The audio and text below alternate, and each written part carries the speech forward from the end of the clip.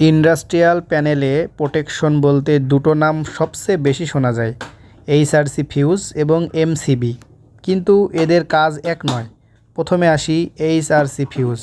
HRC মানে high রাপচিং capacity fuse. এটি খুব উচ্চ শর্ট সার্কিট কারেন্ট মুহূর্তের মধ্যেই কাট করতে পারে। একবার অপারেট করলে ফিউজ এলিমেন্ট গলে যায় এবং নতুন ফিউজ বসাতে হয়। এখন এমসিবি মানে মিনিয়েচার সার্কিট ব্রেকার। এটি ওভারলোড ও শর্ট সার্কিট ট্রিপ করে এবং রিসেট করে আবার চালু করা হয়। তাহলে পার্থক্য কোথায়?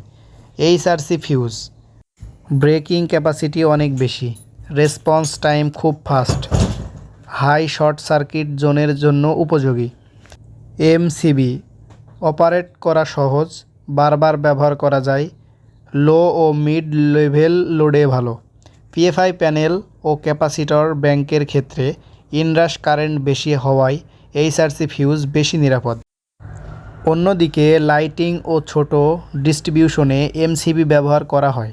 সঠিক প্রোটেকশন নির্বাচনই সিস্টেম সেফটির চাবিকাঠি।